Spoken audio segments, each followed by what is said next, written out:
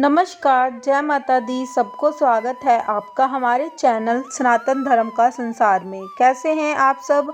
उम्मीद करती हूँ कि आप सब ठीक होंगे, खुश होंगे।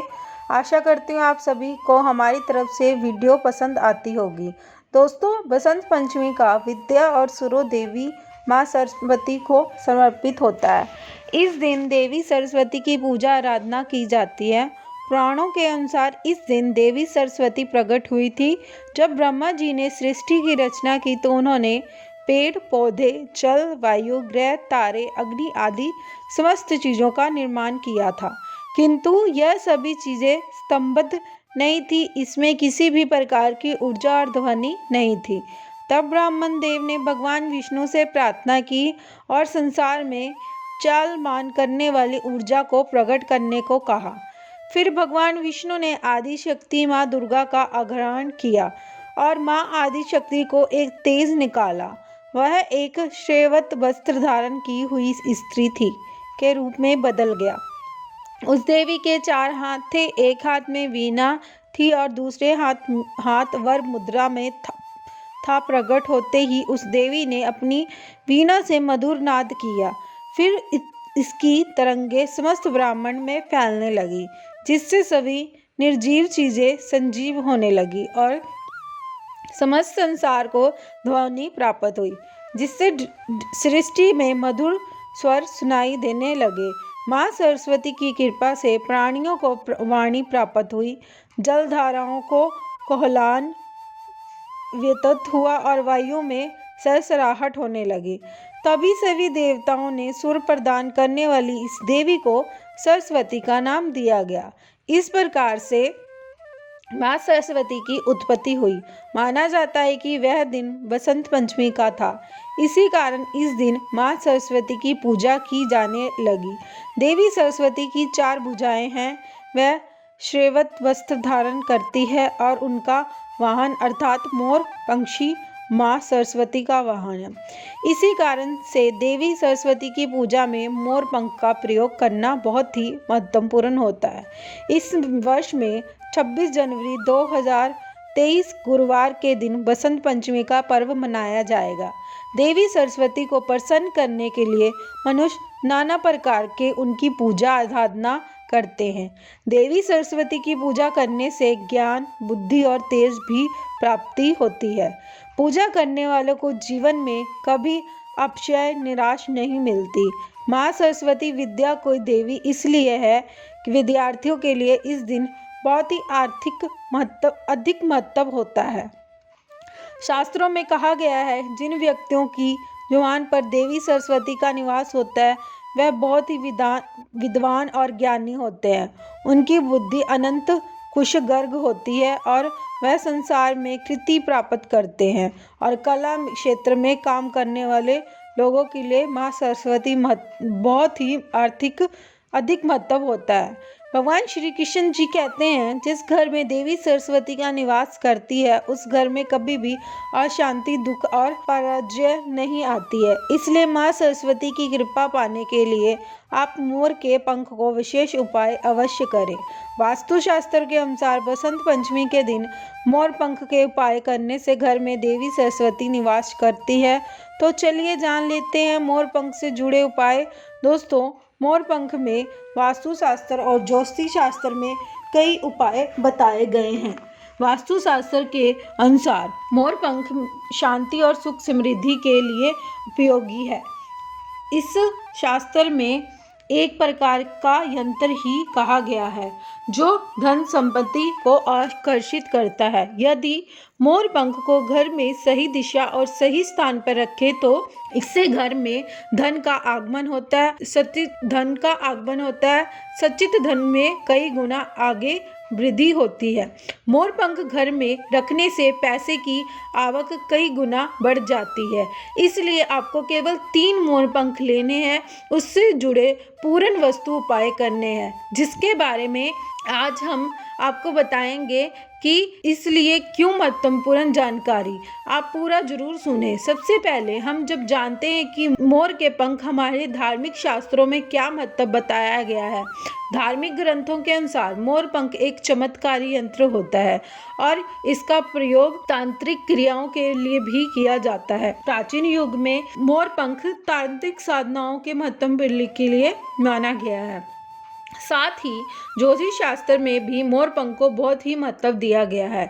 इसके साथ ही पुराणों में भी मोर पंख से जुड़े उपाय का वर्णन मिलता है।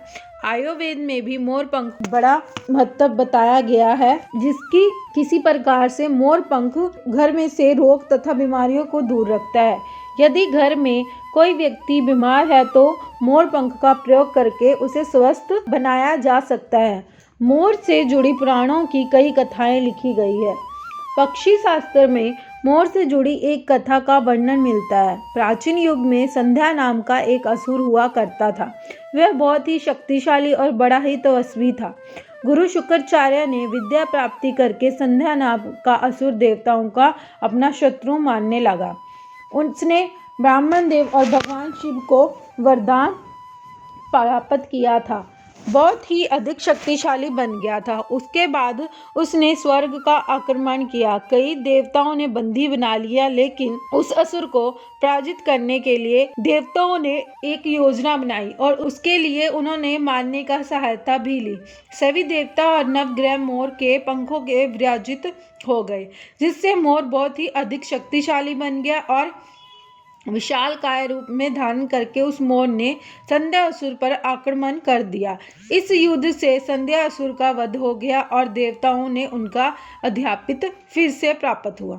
सभी देवताओं ने मोर की प्रशंसा की और उसे पूजनीय होने का वरदान दिया। तभी से मोर बहुत ही पवित्र माना जाता है। जिस स्थान पर भी मोर पंख होता है वहां पर 9 ग्रहों का अशुभ प्रभाव नहीं पड़ता है। दोस्तों, केवल ऋषि मुनि और देवताओं ही नहीं बल्कि भगवान श्री कृष्ण जी मोर से प्रशंसा करते हैं। भगवान श्री कृष्ण जी मोर को श्रेष्ठ का वर्णन किया गया है। उन्होंने मोर के पंख को अपने मुकुट में धारण किया है। मोर के श्रेष्ठ होने का प्रमाण भी दिया है। मोर पंख बिना भगवान श्री कृष्ण के कहीं पर नहीं जाता है। श्री कृष्ण जी कहते हैं, मोर शांति और प्रेम का प्रतीक है। मोर सुख समृद्धि का प्रतीक है।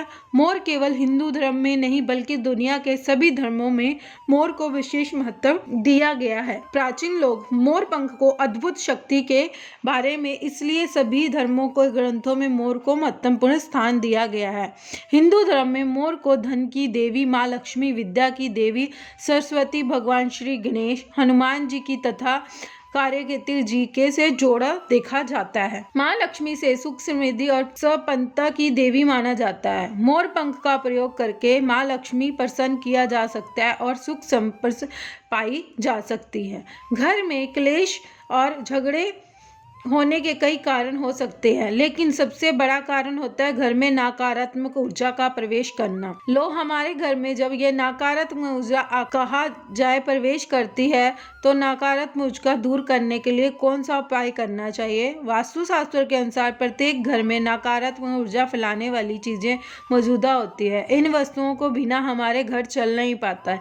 इन वस्तुओं को तो हम घर से बाहर नहीं निकाल सकते, लेकिन उस नकारात्मक ऊर्जा को अवश्य बाहर निकाल सकते। इसके लिए मोर पंख का प्रयोग करना चाहिए। इससे आपके किसी भी प्रकार से नकारात्मक ऊर्जा प्रवेश नहीं कर पाएगी। यदि आपका मुख्य द्वार वास्तुशास्त्र के नियम के विरुद्ध है तो आप मुख्य द्वार पर 3 मोर पंख अवश्य रखें। इससे वास्तु दोष समाप्त हो जाएगा। दूसरी बात, ग्रहों के दुष्प्रभाव से बचने के लिए अगर घर के सदस्यों पर ग्रहों का दुष्प्रभाव अथवा ग्रहों की स्थिति खराब चल रही है तो मोर पंख ले और उसे पर गंगा जल अथवा उसको जल कर छिड़काव करके शुद्ध कर ले। इससे नवग्रह शांत होने में मदद मिलेंगे। तीसरी बात, बुरी नज़र से बचने के लिए अगर घर में किसी सदस्य अथवा बालक को बुरी नज़र लगी है या उसी किसी प्रकार को बुरी नज़र का प्रभाव करना पड़ रहा है तो सोते समय उस व्यक्ति को तकिए के नीचे मोर का पंख रखे और दूसरे दिन इसको किसी बहते जल अथवा कुएं में डाल दे, इससे बुरी नज़र उतर जाएगी। चौथी बात, पढ़ाई में मन नहीं लगता। अगर घर की विद्यार्थी पढ़ाई में मन नहीं लगता, उनका याददाश्त कमज़ोर है या पढ़ाई करते समय बार बार नींद आती है, तो विद्यार्थियों को माँ सरस्वती के सामने मोर पंख रख दे। दूसरे दिन उस मोर पंख को अपने किताब में रखना चाहिए। इससे विद्यार्थी एकाग्रता बढ़ेगी और माँ सरस्वती की कृपा बनी रहेगी।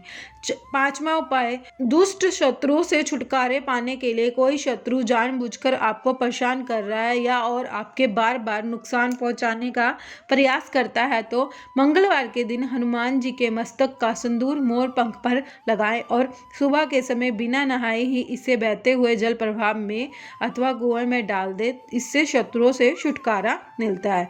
छठी बात, मनवांछित फल प्राप्त करने के लिए अगर मन में कोई इच्छा अधूरी है, कई दिनों तक कोशिश करने में पश्चात मनवांछित फल प्राप्त नहीं होता, तो कार्य में बार बार रुकावट आ रही है, तो आप राधे कृष्ण के मंदिर में जाके भगवान श्री कृष्ण के मोर पंख चढ़ाए अथवा श्री कृष्ण की मूर्त पर मोर पंख लगाए और अपनी इच्छा उनके सामने प्रकट करें, तो आपकी वो मनवांछित फल प्राप्त होंगे।